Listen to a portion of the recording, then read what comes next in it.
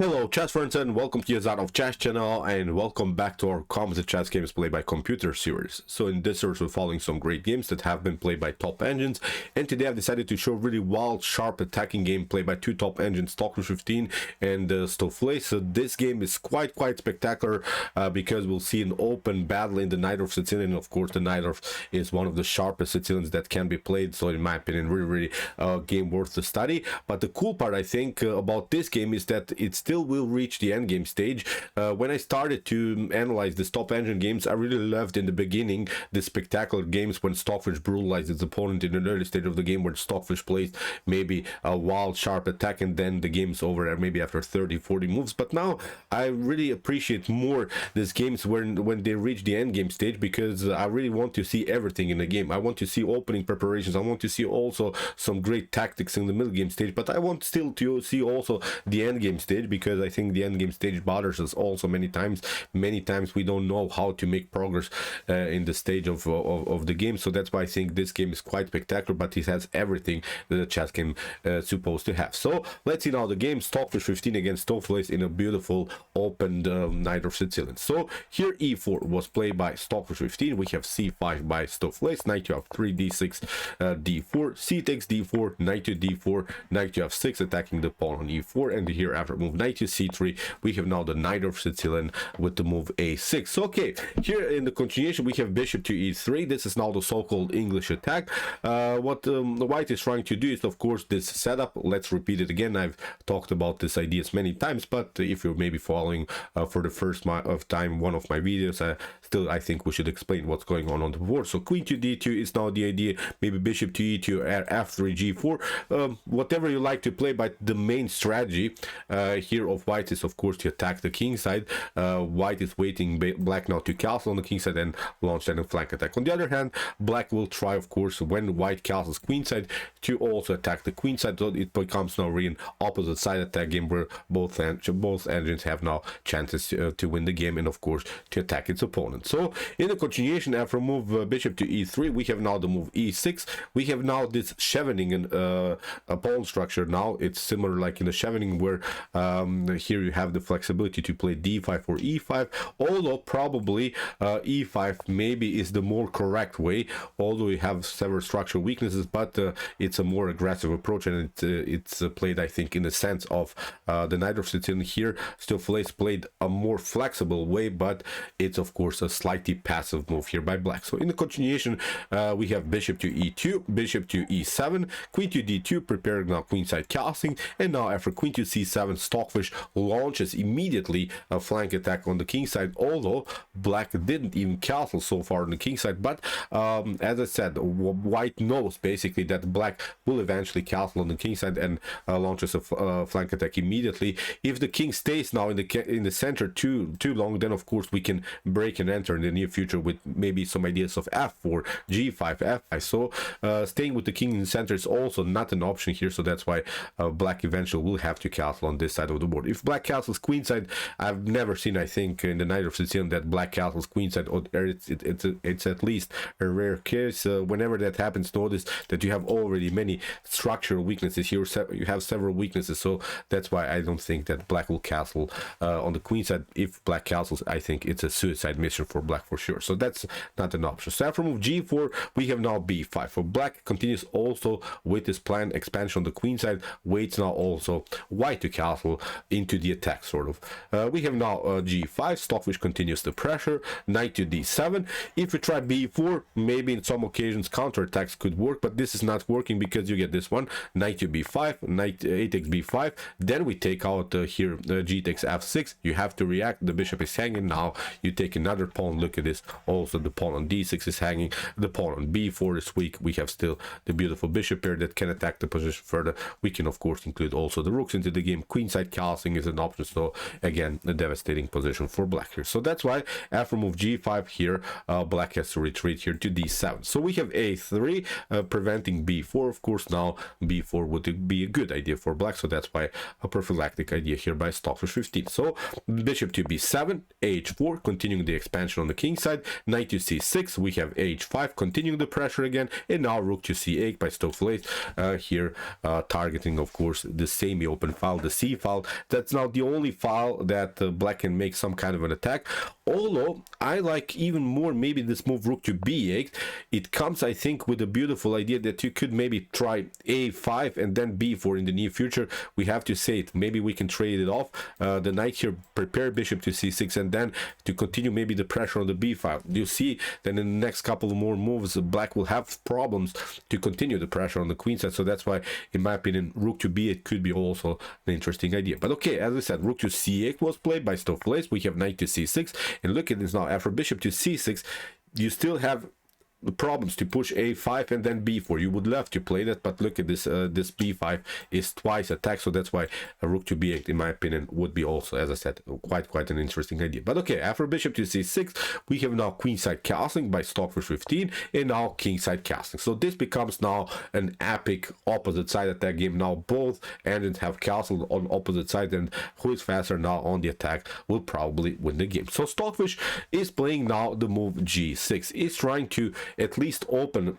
some files here. Even if you have to sacrifice a pawn or two, it doesn't matter. The main goal is opening the position in front of your opponent's king. Who is faster on that plan will, as I said, probably win the game. So here we have knight to c5. So Stockfish is not allowing so far the position to get open, and now comes the beautiful move h6. So as I said, you should not count pawns here. It's not about material here. It's about simply piece activity and the endangered king position. So now after move h6, we have f takes g6. Now Stockfish plays h takes g7, and after rook to f7, look at this. Of course, king to g7 is not an option. You get here after king to g7, bishop to c5, the queen is coming into the game. Look at this, we're just grabbing this one. We can also grab then this one. You can maybe try to cover yourself, but look at this with rook to h8, you getting into a checkmate pattern. Bishop to f8, okay, you're defending, but now queen to e6, whatever you try to do, if you cover of course with the rook, then you get even bishop to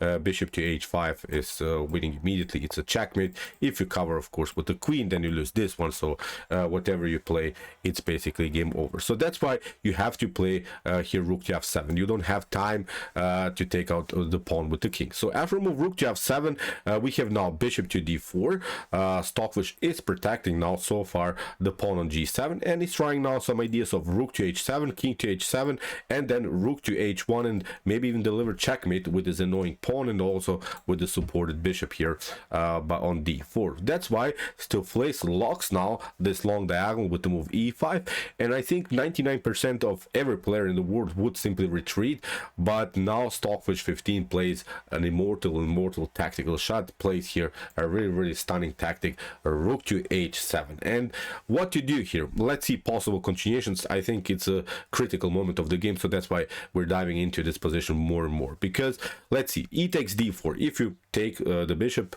could be of course possible. This is the tactic, this is the main issue that bothers now black in the continuation of the game. First we deliver check, decoying the king, here to square g7, and now with the move queen to h6, you're getting into a checkmate pattern. And again, you can play of course king to f6, now queen to f4. You have to now step back, and now comes the beautiful tactic, rook to h7, king to h7. Now we take out this one, and there's no good defense against rook to h1. You have this one, and look at this, with the move f4, you get even a beautiful checkmate with the pawn. So this would be of course the continuation after here e takes d4. So let's see now a different continuation. Let's see now if you take for instance here like the Stockfish engine didn't again play here with king to h7, then again rook to h1, and again if you take the pawn, the queen is coming into the game, and we have seen this was quite a problem. So if you try to step back here to g8, again bishop to c5 could be an option, but again I think this idea is working. Look at this, rook to h8, you have to play king to g7, now queen to h6, again king to f6, and now queen to h4. Here again if you try to place your king here on g7, then queen to h6 again, and now with bishop to h5, this is now a messed up position, because for instance if you try again now to take out the bishop on d4, notice now that the pawn on e5 is not protecting the square f4. Now queen to f4 is working, you have to again play like this, and now after queen to h6, now the rook is coming into the game. Look at this, we're just playing a couple of checks, but now the rook gets deflected here, the square g6 is taken. You could maybe even try here here to take out the rook, but look at this now. Now the rook is not protecting everything, and now with when the rook is deflected to the h file, when it's not protecting anymore the f5 square, you get a beautiful checkmate here on f5. So this was also an option. We have seen now whatever you do in this position, it's quite spectacular. So the continuation is really wild. So let's go back. After move e5, as we said, Stockfish simply took, rook takes h7. Now Stockfish simply took with the pawn, took the pawn on g7, and now Stockfish simply takes. We have rook takes g7, king to g7, and again rook to h1, preparing here the move queen to h6, because again you don't have time to take the bishop. That's the beauty about this monstrous tactics that Stockfish has prepared here. Now again the queen would come into the game. You can try to escape, queen to h7. Now we take out this one. Now the bishop is coming into the game. You guessed, you can guess what happens next. Rook to h8 is coming into the game. You can maybe cover, but now after a couple more moves, still it leads into a forced checkmate sequence. So again, you don't have time to take out the bishop. That's the beauty about the move rook to h1. Here in the continuation we have now g5. So here Stockfish is locking now this diagonal. It's not allowing the queen to come into the game, and when that happened, now it's time to retreat. Now this g5 becomes a huge problem, and okay, Stockfish defended here. We cannot say that black is losing the game for sure, because here Stockfish still has 5 pawns on the board. White is also 5 pawns on the board. So if maybe here Stockfish manages to include more defenders into the game, then maybe this could be a draw position. But okay, here after rook to h8 we have rook to g1 by Stockfish. Stockfish continues the pressure around the square g5. Here in the continuation we have knight takes e4, knight takes e4, bishop to e4, bishop to g5. Of course you don't want to take, then the queen is coming into the game, leads again into a devastating position for black. So that's why rook to h1, deflecting now the rook from the attack. We have bishop to h6, an intermediate check by Stockfish 15, king to h7, and now after move rook to h1. All of this tactical mess happened just for this beautiful check that Stockfish has created here. And basically this move is really brilliant because it forces really a beautiful position idea. It forces this move e4 by Stockfish, and the problem is now after move e4 the bishop is almost trapped here. We cannot say it's really trapped, but the problem is the lack of activity of the light square bishop. If you don't play e4, for instance, if you play king to g8, then you're getting, and again this one, queen to d1 with the preparation to get g4 here. E4, you can play queen to g4 is going to happen. Now again you're running into wild tactics, so you can maybe try to escape, but look at this now. The bishop is coming into the game. Again the queen delivers checks. You can just maybe escape. So as I said, it's really a bad position. We can play that here. You can try to escape again. Look at this, bishop to e3 is going to happen again. A couple of checks. So look at this. This bishop is out of game. It cannot be included into the defense. So that's why after move bishop to d3, as we said, e4 was Stockfish continuation, but now bishop to e2, simply continuing the development here. And now after king to g6, we have now bishop to e3, regrouping here. Okay, still the material is equal, but now as we said, we're just playing against this bad bishop on h1. So in the continuation we have queen to c6, bishop to g4, queen to c4, and now queen to d1, attacking simply the bishop on h1. There is no good defense. You have to play here bishop to f3, bishop to f3, e takes f3, and now after queen to f3 we have reached now an endgame stage in which Stockfish has 1 pawn more, but it's still a tough battle. Okay, you can maybe try one check, but nothing special, because you can just play one check.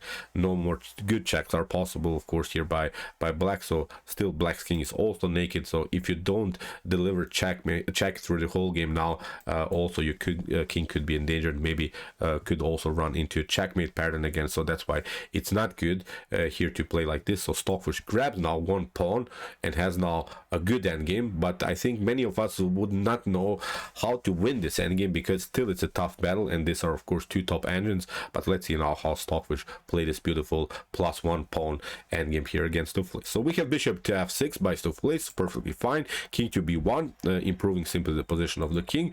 d5, we have bishop to c1, queen to e4 was played by Stockfish. What Stockfish is hoping for is maybe to get this kind of a position. Okay, still white is up a pawn, but it's hard to play this game because you can never really advance the pawn. Black will eventually come maybe with the king to f3, then we'll play also eventually bishop to h4. The pawn on f2 would be then weak. It can be attacked by the darker bishop. That's, I think, now the main issue. So here, in my opinion, lost game then also for white. So after move queen to g3 was played by Stockfish. Stockfish is staying now with the queens on the board. King to f7, now a couple of checks. Queen to h2, queen to e5, queen to h3, and now after move d4 we have again a couple of checks by Stockfish, and now finally advancing to the pawn on f4. It's really hard to make, of course, something with this pawn. Stockfish played, I think, here a brilliant idea. First, Stockfish deflected all of the pieces of blacks towards the king side, because now all of these three pieces, the king, the bishop, and the queen, are occupied with this pass pawn on the f file. So now many pieces will be on the king side, and when that happens, of course, then also these pawns are weak. So I think you understand what I'm trying to say. So the position for black is a little bit overloaded. That's, I think, the beauty about the pass pawn. Okay, here Stockfish is playing king to g6. We have queen to g2, king to f7. Now again a couple of checks, and the main goal of white is, of course, even to push the pawn on f5 further. So that's why here Stockfish has to defend every time this potential progress on f5. So far mission accomplished for black. Black is holding so far the position, but after bishop to d2, bishop to f6, again Stockfish plays a couple of moves around the position, plays a couple of checks, and Stockfish is just not allowing every time this move f5. So again you see king to g6, and it's not allowing this f5 progress. But now after bishop to d2 we have queen to d3, and now comes the beautiful move, because after queen to f3 and again queen to d3, finally Stockfish got challenged with the move f5. You have to play here queen to e5, but notice now the queen is in front of this bishop, so the bishop is not protecting anymore the pawn on d4. We have now queen to f3. Now Stockfish tried to grab the pawn on f5, but now after queen to g4 we have this one, queen to f5, but now Stockfish finally took the pawn on d4, and it's now different position, because again the king is too far away from the action. So let's imagine this queen is a rook. So far I just wanted to tell you that the king can never come, of course, on the queen side, because the queen is cutting off here the potential escape, the potential activity here on the queen side. So that's why the king is out of game. The bishop, of course, of white will be included into the game, and now these two pawns are simple weaknesses.